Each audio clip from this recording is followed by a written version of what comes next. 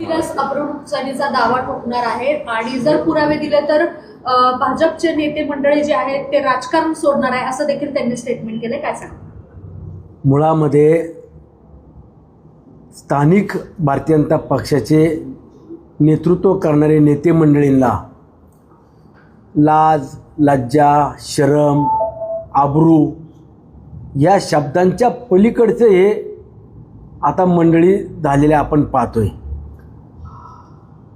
जर खरंच त्यांना आबरू असेल तर त्यांनी पुढच्या 8 दिवसामध्ये माझ्यावरती आबरू नुकसानीचा दावा दाखल करावा. मला कोर्टाकडनं समज येऊ द्या. त्यानंतरनं मी जे काय माझ्याकडे पुरावे आहेत ते कोर्टामध्ये द्यायला त्या ठिकाणी उभा असणार आहे.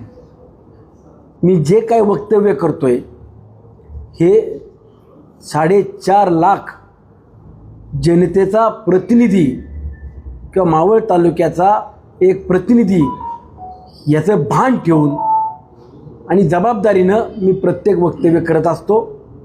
जे वक्तव्य मी केलं की भारतीय जनता पक्षाच्या स्थानिक नेतृत्वानं जे उमेदवार उभे केले पंचायत समिती जिल्हा परिषदेमध्ये त्या उमेदवारांकडनं 25 लाख काही उमेदवारांकडनं आणि 35 लाख काही उमेदवारांकडनं घेतलेली माहिती ही मला कुठल्या भविष्यवाल्यांनी किंवा कुठल्या हॅकरनी दिलेली नव्हती.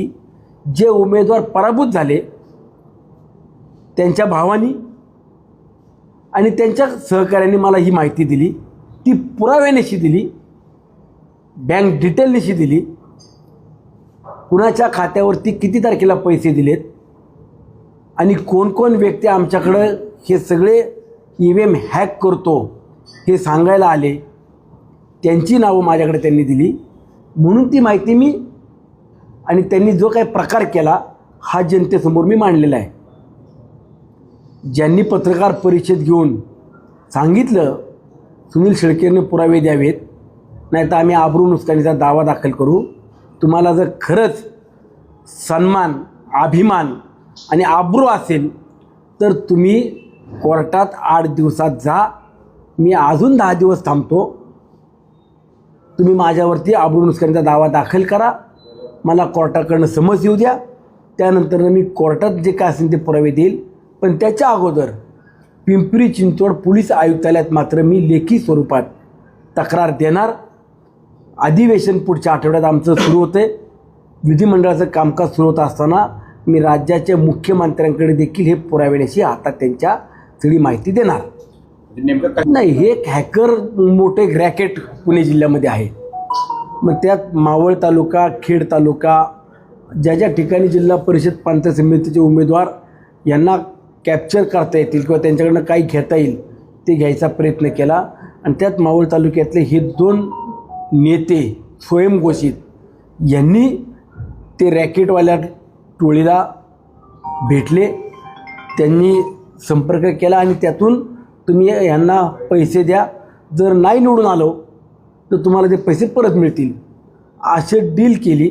म्हणजे जुगार एक प्रकारे खेळला गेला का? या जुगार नाही. जर समजा हॅकर आहे ते एका व्यक्तीने 10 लोकांकडनं पैसे घेतले असतील तर त्याच्यातले 5 लोक निवडून आले तर ते पैसे त्याला मिळतात.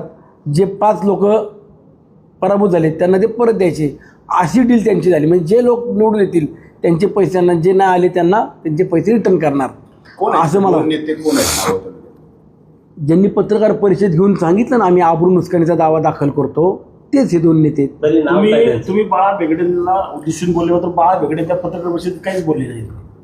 ते नक्की रोख तुमचा होता कोणा? त्यांनी कालच मला वाटतं काहीतरी जे पराभूत उमेदवार झाले होते तर त्यांना सगळ्यांना बोलवून पत्रकार परिषद घेऊन सांगायचं की आमच्याकडनं कुणीच पैसे घेतले नाहीत, आम्हाला असलं कुणीही सांगितलं नाही. हे सांगायला फक्त अवघे 3च 2 आलते. बरोबर ना? तुम्हीच माहिती दिली ना मला. फक्त अवघे 3च आलते. बाकीचे 12 जण कुठे आहेत? बाकीचे 12 जण कुठे आहेत? ते आले नाही म्हणून तुम्ही कालची पत्रकार परिषद पण रद्द केली ना. मग ह्याचा अर्थ काय? आणि जर मी कुठले आरोप केले असेल, खोटे असतील तर मी पण सांगतो तुम्ही ज्या चौकात बोलवाल, ज्या ठिकाणी बोलवाल तिथं पाय धरून तुमची जाहीर माफी मागेल. मात्र यांना या ठिकाणी जे आहेत ते गणेश बेगे त्यांनी जावं ना, त्यांनी ह्या बाबतीत चौकशी लावावी, माझ्या विरोधात चौकशी लावावी, किंवा आमदार जे सांगतात तेवढ्या मतानं किंवा तेवढे उमेदवार विजय होत आहेत.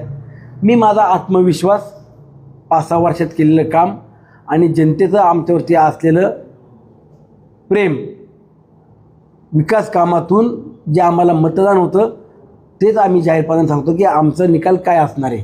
पण यांचा निकाल यांना सांगता येत नाही, यांना उमेदवार नाहीत म्हणून या आयत्या वेळेला उमेदवार उभे करतात, करोडो रुपयाला डुबवतात.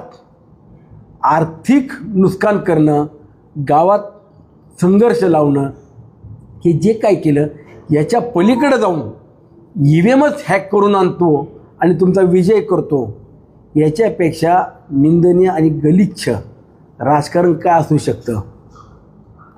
होऊ द्या, दूध का दूध पाणी का पाणी, येऊ द्या सत्यता बाहेर, माझी तयारी आहे. जवळपास अजून आकडा माझ्याकडं आलेला नाही आहे. आत्ताशी माझ्याकडे 2च बँकेचे डिटेल आल्यात, अजून बाकीच्या डिटेल्स येऊ द्या.